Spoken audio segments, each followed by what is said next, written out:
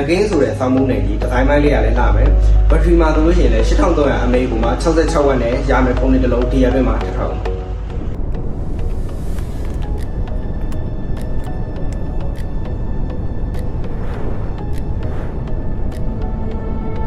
Time for a perfect arc shot.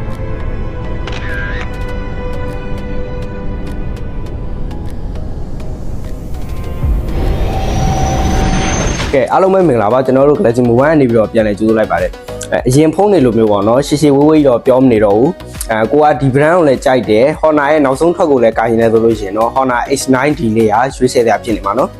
ပထမဆုံးအနေနဲ့ဒီကောင်းရဲ့ display ဘိုင်းမှာဆိုလို့ရှိရင် 6.79 OLED display ကိုသုံးမိထားတယ်ပြီးတော့ peak brightness နေမှာလည်း6000 nit ထိပါဝင်လာတာဆိုတော့နေအောင်ထဲကိုထွက်သွားမယ်ဆိုရင်တော့မမြင်ရလို့လုံးဝမရှိတော့ဘူး screen refresh rate နေမှာဆိုလို့ရှိရင်လည်း 120Hz ထိသုံးရဒီကောင်းရဲ့ထူးခြားဆုံးဖြစ်တဲ့ battery နဲ့အကျန်းခံတဲ့ဘိုင်းတွေမှာဆိုရင် battery မှာဆိုလို့ရှိရင်လည်း8300 mAh ကိုမှ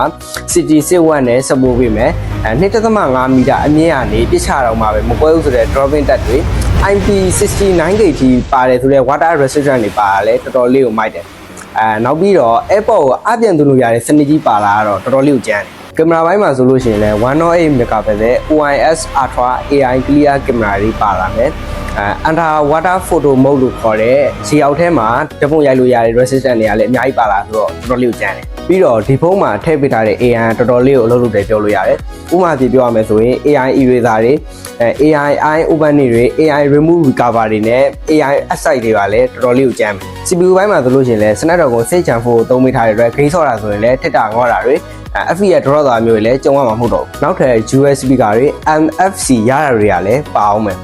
ကဲအခုလိုအကျန်းခံတဲ့ Honor H9D လေးကိုလိုချင်နေဆိုရင်တော့ကျွန်တော်တို့ Galaxy Mobile မှာအခုပဲ pre order တင်လို့ရနေเนาะအားလုံးကျေးဇူးတင်ပါတယ်ခင်ဗျ